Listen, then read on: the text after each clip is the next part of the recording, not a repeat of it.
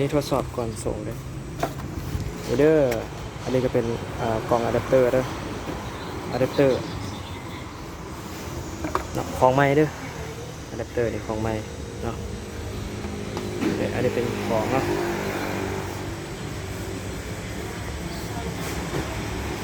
จะทดสอบก่อน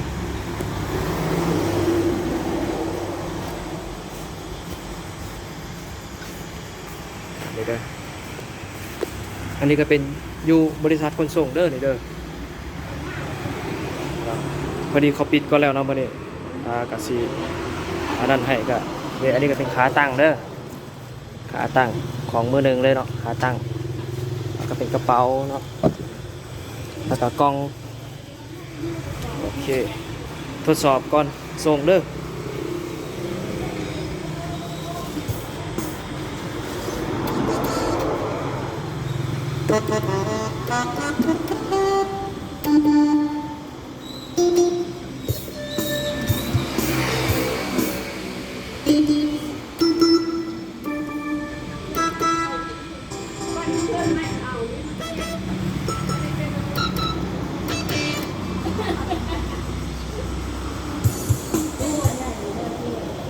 อันนี้จังหวะจังหวะก็มีหลายเนาะลำเพลินเนาะสมมติว่าลำเพลินเดี๋ยวมาทดสอบอันนี้ก่อน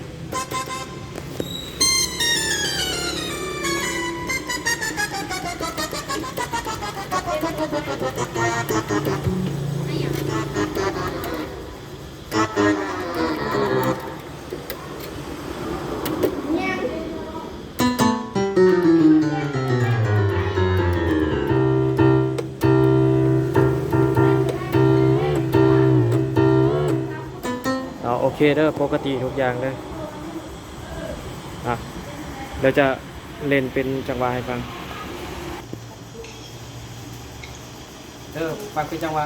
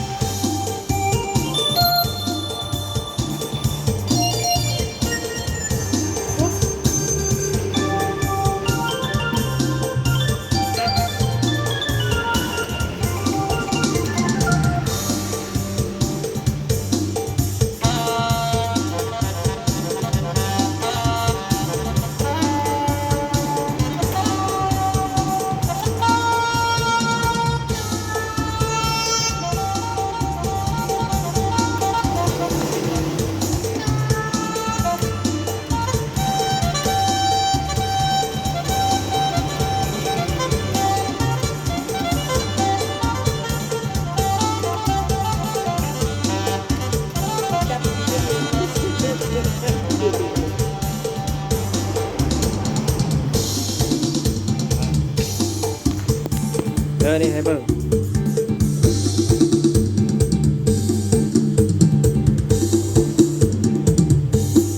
มาที่เอาจังหวะลำซิ่งให้เบิ่งมาดิจังหวะลำซิ่งใช่ไหมจังหวะลำซิ่ง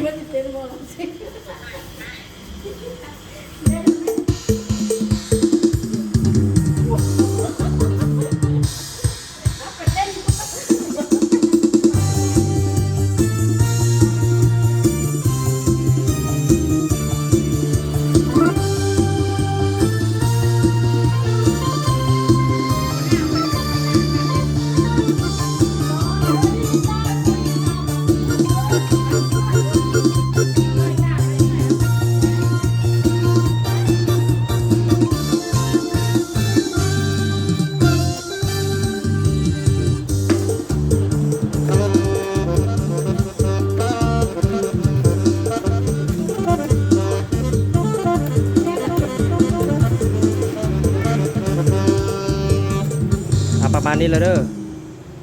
คร่าวๆเด้ออันนี้ก็จะเป็นแฟลชได้เนาะที่ว่าแถมไปให้เนาะอันนี้จะเป็นแฟลชได้เด้อที่ว่าแถมให้เด้ออาจารย์เด้อแล้วส่วนว่าอันนี้เนาะเวลาเสียบแฟลชได้เข้าไปเนาะกดเข้ามา เนาะกดเข้ามาจะเห็นเนาะมันจะมีอยู่อันนี้เนาะอาจารย์น่าจะโหดีเนาะนี่มันจะมีอยู่สามอย่างนี้เนาะนี่สามอย่างนี้อันนี้จะเป็นจังหวะที่ว่าเล่นได้เนาะเล่นได้จนฮอต SX 900เนาะอันนี้เป็นพวกจังหวะแบบเก่าแบบรุ่นเก่าแบบ710 910เนาะอันนี้จะเป็นดีเจเนาะหรือว่าเอาไว้เปิดเป็นเพลงกันเนาะถ้าหากว่าเสียงแซมมันหายเนาะก็กดเข้ามานี่ใช่ไหมก็กดเข้ามาฟังก์ชันเนาะแล้วก็กดเข้ามาโหลดใหม่ก็ได้เนาะจะเอาไว้ในนี่เนาะนี่เห็นบ่แซมปิ้งยามาฮ่านี่เข้ามาจะเห็นเลยเนาะนี่ A2750 950เนาะใส่ได้เนาะแล้วก็อินสตอลแล้วก็เล่นได้เลยแล้วก็ลงได้เลยโหลดเนาะก็สิมีแต่จังซั่นเนาะเช็คแล้วเนาะทุกสิ่งทุกอย่างเนาะปกตินี่เด้อสภาพภายนอกมัน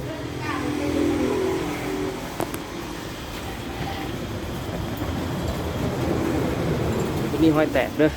บ่มีรอยแตกบ่มีตำหนิหยังเลยเนาะโอเคเนาะสภาพดีเลยแหละเนาะก็มีแต่จังซั่นแล้วเนาะปิดเครื่องโอเคเนาะ